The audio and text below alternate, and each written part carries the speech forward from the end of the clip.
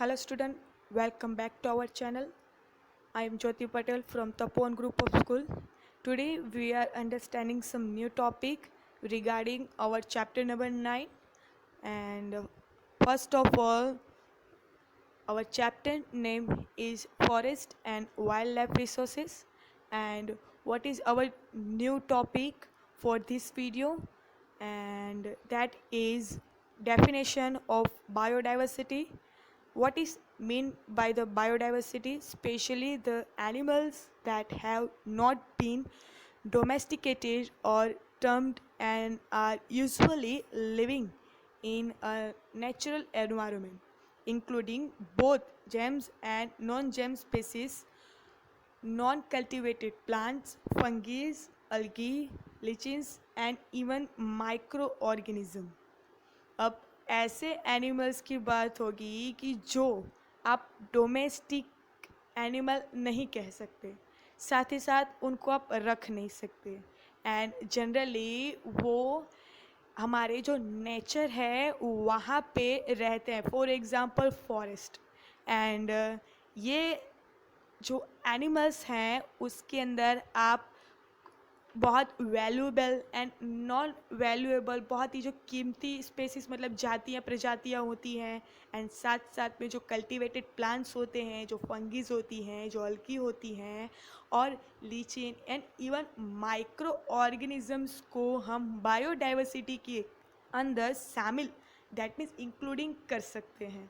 तो इससे आपको ये पता चलता है कि बायोडाइवर्सिटी के अंदर पूरे जितने भी लिविंग ऑर्गेनिज्म के अंदर एनिमल्स, दैट मीन्स ऐसे ही कि जो आप पाल नहीं सकते, और साथ साथ में फॉरेस्ट के जितने भी एनिमल्स हैं उनको आप बायोडाइवर्सिटी में गिन सकते हो।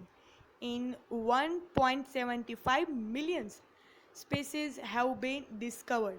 अगर आपको बताया जाए कि पूरे वर्ल्ड में 1.75 मिलियन जितने प्रजातियां हैं कि जो पाई जाती हैं, दैट मीन्स हमारे पूरे अगर वर्ल्ड की बात की जाए तो यहाँ पे जो स्पीसीज है उनकी डाइवर्सिटी, दैट मीन्स जो भिन्नता है वो बहुत सारी दिखेगी, बहुत सारे यूनिक टाइप के जो एनिमल्स होंगे, जो फीचर्स होंगे वो आपको दिखाई देगी। नेक्स्ट बात करते हैं कि वाइल्ड लाइफ जो एनिमल्स हैं वो कहाँ पे, that means wild life can be found in all ecosystem. For your kind information कि अगर हम इंसानों की बात की जाए तो हम कुछ एरिया के हिसाब से हमारी जो बॉडी होती है वो ढली हुई होती है, बट अगर इन वाइल्ड लाइफ एनिमल्स की बात की जाए तो ये हर एक जगह पे आपको दिखेगी। फॉर एग्ज़ाम्पल डेजर्ट एरिया हुआ, रेन फॉरेस्ट का दैट मीन्स एरिया हुआ, ग्रास लैंड की एरिया की बात हुई, या तो फॉरेस्ट एरिया की बात हुई। इन शॉर्ट आपको कहीं पे भी ये हमारे वाइल्ड लाइफ एनिमल आपको पाए जाएंगे या तो दिखाई देंगे।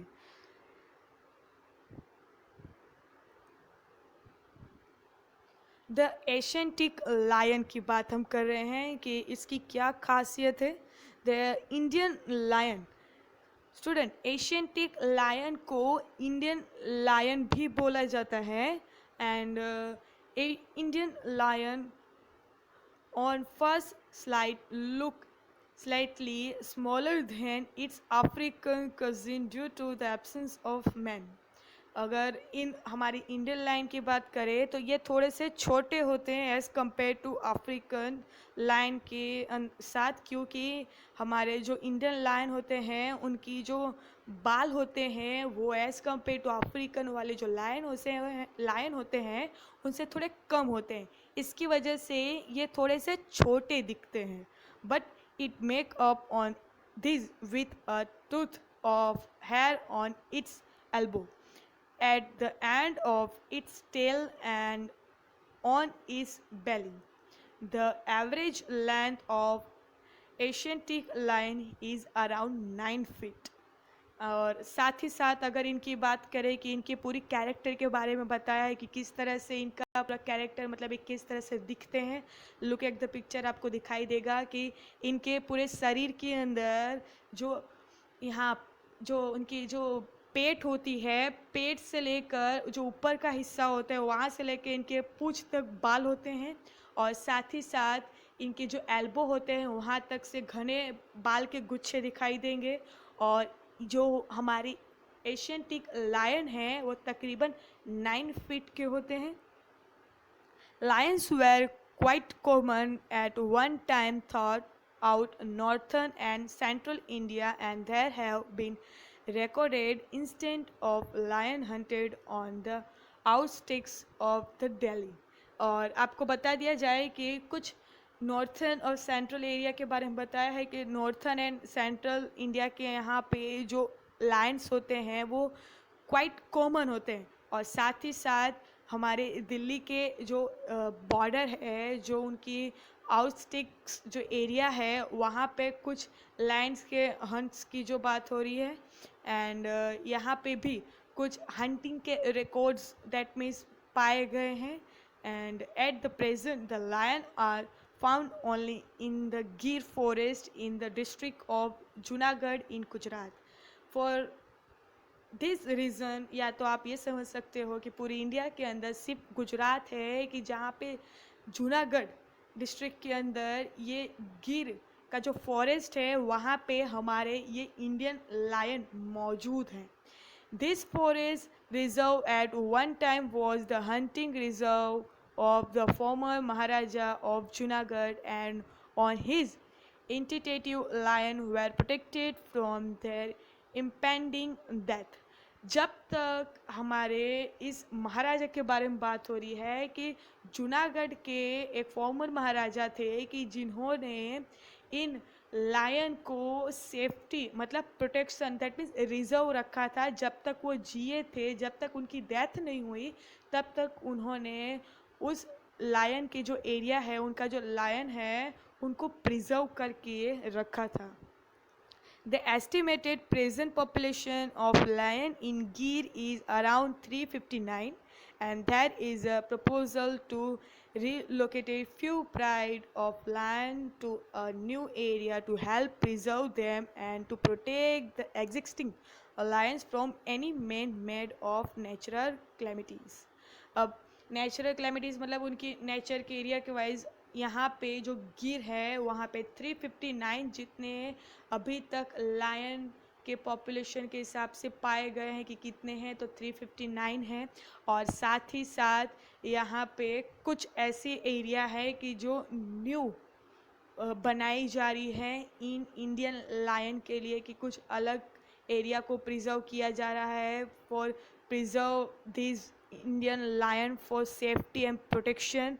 और साथ ही साथ मैन मेड एरिया को भी देखा जा रहा है कि जहाँ पे वो अच्छे से रह सकते हो और साथ ही साथ अपना जो प्रोटेक्शन है वो भी कर सकते हो। तो मिलते हैं नेक्स्ट टॉपिक पे।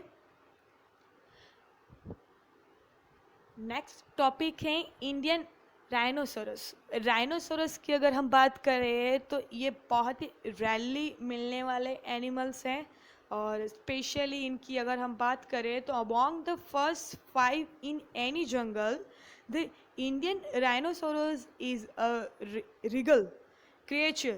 रिगल दैट मीन्स बहुत ही यूनिक चीज़ ये क्रिएचर है। And that is a next to no one in the strength and authority. अगर हम राइनोसोरस की बात करें तो बहुत सारे बहुत पहले के जो 5 ऐसे जंगल हैं कि जहाँ पे जो राइनोसोरस है उनकी जो प्रजाति है वो रिगल दैट मीन्स बहुत ही यूनिक क्रिएचर की तरह ये पाया जाता है। बहुत ही यूनिक होने की वजह से ये जो इसकी जो स्ट्रेंथ है, जो इसकी ऑथोरिटी है वो बहुत ही ज़्यादा स्पेशल है। और हमारी इंडिया के अंदर इसके लिए जो एक प्रिजर्व दैट मीन्स कुछ जो प्रोग्राम्स होते हैं वो गवर्नमेंट के हिसाब से किए जाते हैं जस्ट बिकॉज ऑफ इनकी आबादी है, इनका जो पॉपुलेशन है वो कम हो रहा है। दैट मीन्स ये एंडेंजर्ड के लिस्ट में इनका नाम आता है। एंडेंजर्ड दैट मीन्स लुप्त होना, गायब होना। The Indian rhinoceros or the great one-horned rhinoceros is the largest of the three Asian rhinoceros. तीन ऐसे राइनोसोरस के अंदर के जिसमें से एक ग्रेट वन हॉर्न राइनोसोरस की बात की जाए कि जो सबसे लार्जेस्ट होता है ये तीन राइनोसोरस में। हमारे जो तीन टाइप्स के राइनोसोरस होते हैं उसमें से जो वन हॉर्स दैट मीन्स एक जो हॉर्न वाला होता है, सींग वाला जो राइनोसोरस होता है उसकी बात हो रही है कि वो बहुत ही ज़्यादा लार्जेस्ट टाइप का उसका सींग होता है, क्योंकि it is a single black horn about 20 to 60 cm long. इनकी जो सींग की बात हो रही है वो तकरीबन 20 to 60 cm जितना लंबा होता है। That's because I am just saying that it is a very unique piece for the animals and they grey brown hide with skin fold. अगर इनकी स्किन की बात करें तो ये स्किन के ऊपर इनकी जो गले के साइड का हिस्सा है उसकी अगर बात करें तो which give it shelled plated appreciated and male show enormous development of the neck fold। Neck fold की दैट मीन्स इनके जो गले का हिस्सा होता है वो थोड़ा सा ज़्यादा चौड़ा और थोड़ा सा डेवलप होता है एज़ कम्पेयर टू फीमेल। और यहाँ पे इनकी स्किन की बात की जाए तो इनकी जो स्किन होती है वो थोड़ी सी वो चिरवटे वाली होती है, थोड़ी सी लाइनिंग वाली होती है कि आप जो देख सकते हो इस पिक्चर के अंदर कि इनके जो स्किन की डिज़ाइनिंग होती है वो थोड़ी सी जो क्रिचलियाँ होती हैं वो क्रिचलियों की तरह डिज़ाइनिंग आपको लगेगी। और साथ साथ में जो इनका जो पैटर्न होता है वो हल्का थोड़ा ग्रे कलर का और ब्राउन कलर का दिखेगा आपको। नेक्स्ट हम बात करते हैं हमारे एनिमल की, वो है Indian black bug. Found mostly in India, the black bug is the one of the most photographed of the wildlife species। अगर फोटोग्राफी की बात करें तो बहुत सारे ऐसे फोटोग्राफर्स हैं कि जो इस ब्लैक बग के बहुत ही बेहतरीन से फ़ोटोग्राफ्स खींचते हैं। उनमें से वाइल्ड लाइफ में सबसे ज़्यादा इस ब्लैक बग के फ़ोटोज़ होते हैं। और this antelopes are counted among the fastest animal species on the earth। अगर अर्थ के ऊपर अगर हम बात करें तो बहुत ही ज़्यादा तेज़ी से दौड़ने वाला एनिमल हो तो वो है एंटीलोप्स। एंटीलोप्स दैट मीन्स मृग, हिंदी में उसको मृग बोला जाता है। मृग ऐसा एनिमल है कि जो दिखता हिरन की तरह है, बट उसके जो सींग होते हैं वो कुछ आपको इस पिक्चर में दिख रहे होंगे। और साथ ही साथ ये पूरे अर्थ पे सबसे तेज़ी से दौड़ने वाला एनिमल भी गिना जाता है। They can run at the speed of 50 mile per hour. अगर एक घंटे के अंदर 50 मील जितना ये दौड़ सकता है तो आप मान सकते हो कितना फास्ट दौड़ सकता होगा ये। And this height speed and keen eyes light account for their protection much. इनकी जो आँखें होती है, इनकी आँखें बार बार आसपास की जो भी नज़र जो चीज़ें दिखती हैं उसको देखती रहती है, कि जिसकी स्पीड जो होती है आँखों को पलकाने की वो बहुत ही रफ्तार की होती हैं, कि जिसकी वजह से वो अपना प्रोटेक्शन कर सकती हैं। In Indian antelope is one of the most elegant of the all antelopes. अगर हम इंडियन एंटीलोप की मतलब बात करें तो पूरे जो ऑल मृग हैं, जितने भी सारे मृग हैं उसमें से जो इंडिया के जो मृग हैं वो सबसे बेहतरीन और शानदार माने जाते हैं। It's due to its striking colour and wonderful spiral horns. Striking that means उनका जो कलर आप देख सकते हो थोड़ा बहुत ब्राउन कलर का दिख रहा है, थोड़ा सा लाइट कलर में दिख रहा है। और साथ ही साथ जो स्पिरल हॉर्न्स दैट मीन्स इनके जो कुंडली दैट मीन्स राउंडिंग जो आपको इनके सिंग दिख रहे हैं उनकी वजह से ये बहुत ही ज़्यादा शानदार माने जाते हैं। और यहाँ पे हम नेक्स्ट एनिमल की बात कर रहे हैं, इंडियन लेपर्ड। ये दिखने में कैट की तरह होता है और वन काइंड ऑफ ये कैट की ही प्रजाति है। Indian leopard is one of the most exclusive and successful member of Indian big cats. Cat की प्रजाति में सबसे बड़ा अगर ये प्रजाति है तो वो है leopard. It is widely known for is unique skill for climbing over the tree. अब इसकी यूनिक स्किल की अगर हम बात करें तो क्या इसकी खासियत है, तो इसकी खासियत इसकी जो पेड़ों के ऊपर चढ़ने की जो रफ्तार होती है, जो स्पीड होती है, जो जंपिंग होता है, वो बहुत ही ज़्यादा शानदार होती है। इसकी हैबिट के बारे में आपको मैंने बताया। And out of the all leopard species in India, the snow leopard of the Ladakh are the unique talk in India wildlife. अब जितने भी लेपर्ड हैं पूरे इंडिया के अंदर, उनमें से जो स्नो लेपर्ड है वो बहुत ही ज़्यादा यूनिक एंड स्पेशल माना जाता है कि जो नॉर्थन हिमालय रीजन के अंदर आया हुआ है। नेक्स्ट हम बात करते हैं हमारे दूसरे एनिमल की कि जो इंडियन बर्ड है, एनिमल नहीं है। तो हमारे इस टॉपिक को रखने का एक ही पॉइंट है कि हमारे इंडिया में भी ऐसे कई होम बर्ड्स हैं कि जिसके बारे में हमें पता नहीं होगा। तो let's start. What is the knew about these birds? Like over 1,200 of the world's 8,650 species are found in India. पूरे वर्ल्ड के अंदर 8,650 जितने बर्ड्स के स्पीसीज हैं, जिसमें से तकरीबन 1,200 जितने तो सिर्फ इंडिया के अंदर पाए जाते हैं। दैट मीन्स ये हुआ कि 8,650 में 1,200 इंडिया में पाए जाते हैं। Indians bird check list is a twist the size of Europe and North America. हमारे इंडिया के जो बर्ड हैं जिसमें चिक लिस्ट में twist the size of Europe and northern America की बात हो रही है। This evidence is attributable to extraordinary variety of habitat and the climate. अब हमारे जो इंडिया के जो बर्ड्स हैं, उनके जो चिक्स हैं, जो उनकी जो लिस्ट है, जो उनकी ट्विस्टिंग्स हैं, उनकी जो साइज़ है, उसके बारे में अगर हम बात करें तो यूरोप और नॉर्थ अमेरिका के कंपैरिजन में बहुत यूनिक है। इसका रीज़न ये है कि हमारे देश की जो हैबिटेट्स हैं, जो क्लाइमेट्स हैं, जो एक्स्ट्रा ऑर्डिनरी जो वैरायटीज़ हैं, वो बहुत सारी है। Just because of which includes coastal mangrove forest, tropical deciduous forest, conifers, subalpine forest, dense evergreen forest, scrubland, grassland, open cultivated land and desert, both hot and ice cold.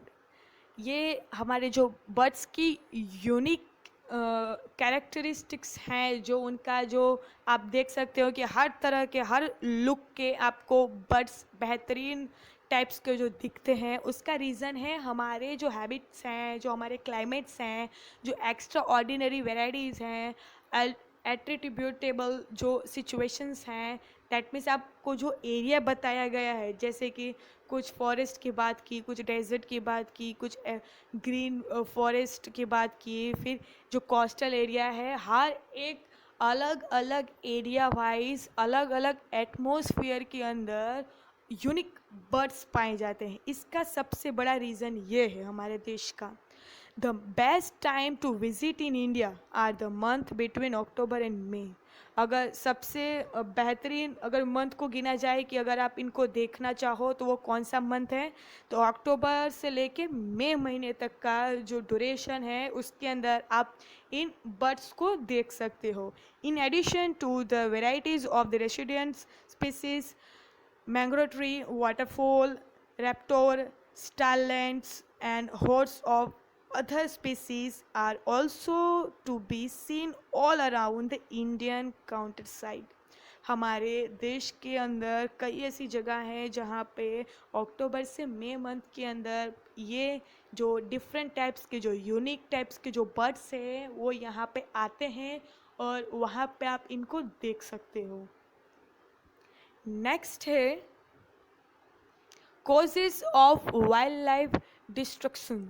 अब wild life को लोग क्यों और किस लिए destruction करते हैं, that means उनको नुकसान करते हैं, उनका जो उनको हार्म करते हैं, क्यों करते हैं, इसका कुछ रीज़न आपको दिया है। तो poaching and hunting that means कुछ शिकार करने के लिए करते हैं, दैट मीन्स अवैध शिकार एंड शिकार। Another major case of animal species extinctions that means उनकी जो एक्सिस्टेंस मतलब कि उनकी जो एंडेंजर दैट मीन्स वो कम होते जा रहे हैं। यहाँ पे हंटिंग की वजह से डे बाय डे उनकी जो स्पेसिस है, तो उनकी जो जातियाँ हैं, प्रजातियाँ हैं, वो दिन पे दिन कम होती जा रही है। Poaching and illegal trading in animal are of about $10 to 15 million per year worldwide. It's big amount for us student कि पूरे वर्ल्ड के अंदर हर एक साल के अंदर 10 से 15 मिलियन डॉलर जितना इनलीगल ट्रेडिंग होता है। किस चीज़ का? जो एनिमल्स हैं उनके जो पार्ट्स होते हैं उनकी ट्रेडिंग हुई जाती है, और तकरीबन 10 से 15 मिलियन जितने अमाउंट का। National and international wild life trading paid for meat, body part, trade for a biomedical research। आपको बता दिया जाए कि हमारे कुछ international and national wild life trading होता है कि जिसके अंदर एनिमल्स के कुछ पार्ट्स को टेस्टिंग दैट मीन्स रिसर्च के लिए यूज़ किया जाता है, और कुछ ऐसे एनिमल्स होते हैं कि जिनका बहुत ज़्यादा क्या किया जाता है, एक्सपेरिमेंट किया जाता है, जिसकी वजह से उनकी आबादी होती है वो कम होती जाती है। Climate change, global warming. अब आपको पता ही है नाउ करंटली ग्लोबल वार्मिंग हो रहा है। अब ग्लोबल वार्मिंग की वजह से कुछ ऐसे एनिमल्स होते हैं या तो स्पीसीज होती हैं कि जो इस वार्मिंग के अंदर, इस गर्माहट में वो जी नहीं सकते और उनकी डेथ हो जाती है, और ऑटोमेटिकली उनकी जो प्रजातियाँ होती हैं वो कम हो जाती है। पॉल्यूशन, एज नो पॉल्यूशन से बहुत सारे प्रॉब्लम्स क्रिएट हो रहे हैं, और साथ ही साथ एनिमल्स को जीने के लिए सरवाइव करना पड़ रहा है, और इसी की वजह से कुछ एनिमल्स डेथ हो जाती हैं।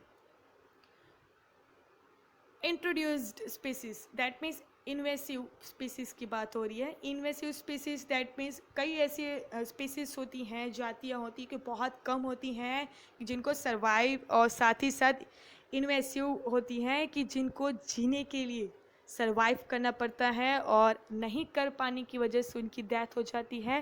फार्मर शूटिंग एंड रेचर्स, फार्मर्स और रेचर्स की जो शूटिंग होती है, कुछ ऐसे लोग होते हैं जिनको शिकार करना बहुत पसंद होता है, और वैसे लोगों की वजह से कुछ एनिमल्स की जो स्पीसीज होती हैं वो कम हो जाती है। नेक्स्ट हम बात कर रहे हैं कि why we need for conservation, important of the wildlife conservation. First of all, its beauty. You know very well the beauty of our nature is depend on all living things. That means beauty को बरकरार रखने के लिए हमें अपने wild life को क्या करना होगा, प्रिजर्व करना होगा, उनको बचा के रखना होगा। सेकेंड है economic value. Economic value that means timber. Timber आपको पता ही है, जो चंदन की लकड़ियाँ होती हैं, जो फार होती हैं, जो एनिमल्स की जो ऊपर की जो उनकी मांस की बनी होती है। टस्क दैट मीन्स दांत होते हैं। इनवरी दैट मीन्स जो हाथी के अलग से जो दो बड़े वाले दांत होते हैं उनकी बात हो रही है। फिर लेदर है, फिर हनी है, एक्सेट्रा। जो इकोनॉमी के वैल्यू को बचा के रखते हैं उनको हमको क्या करना है, बचाना है। लोग इसी चीज़ का यूज़ करके क्या करते हैं, पैसा कमाते हैं और एनिमल्स की जान लेते हैं। हमको ऐसे एनिमल्स को बचाना है, हमारे इकोनॉमिक वैल्यू को क्या करना है, बचाना है, सेफ रखना है। Scientific value, Gen pull for scientifics to carrying breeding programs in agriculture, animals, husbandry and fishery। अब साइंटिफिक वैल्यू की अगर बात हो रही है तो यहाँ पे जितना हो सकता हो वैसे साइंटिफिक अप्रूवल के हिसाब से, और साथ ही साथ कोई भी एनिमल्स को नुकसान ना हो वैसे रिसर्च को क्या किया जाए, अप्रूवल दिया जाए, और साथ ही साथ कुछ प्रोग्राम्स किया जाए कि जिसके अंदर एनिमल्स को रिलेटेड कुछ स्कीम्स और उनकी अवेयर के लिए और साथ साथ उनकी कंजर्वेशन की बात हो जाए। नेक्स्ट है maintain ecological balance. Ecological that means हमारा जो अर्थतंत्र की बात हो रही है, जहाँ पे पॉल्यूशन हो रहा है, ग्लोबल वार्मिंग हो रहा है, ग्रीन हाउस इफेक्ट हो रहा है, उसको क्या करना है, हमको कम करना है। और जैसे इसको कम करेंगे हमारे एनिमल्स को जीने के लिए और टाइम मिल जाएगा। नेक्स्ट बात करें eco tourism. Eco tourism that means लोग आज कल आपको पता होगा कि बहुत सारे ऐसे एनिमल्स होते हैं कि जो अलग अलग जगह पे पाए जाते हैं। तो इसके साथ ही साथ जैसे कि अगर फॉर एग्जांपल हम बात करें कि गुजरात के अंदर जो गिर है वहाँ पे जो इंडियन लायन पाए जाते हैं, तो लोग उसको देखने के लिए जाते हैं। तो it's one kind of the tourism that mean tourist की तरह वहाँ पे जाया जाता है। तो इसको बैलेंस करने के लिए वहाँ पे जो एनिमल्स है उनको क्या किया जाएगा, प्रिजर्व किया जाएगा। अगर हम एनिमल्स को प्रिजर्व करके रखेंगे, उनको संभाल के रखेंगे, तो लोग उनको देखने आएंगे और ऐसे उनका भी नुकसान नहीं होगा, उन एनिमल्स को भी हम बचा सकेंगे, साथ साथ में उनको हम अपने आने वाले जनरेशन को भी बता सकते हैं। यहाँ पे हमारा ये वीडियो कंप्लीट होता है। Thank you for watching. मिलते हैं नेक्स्ट वीडियो के साथ।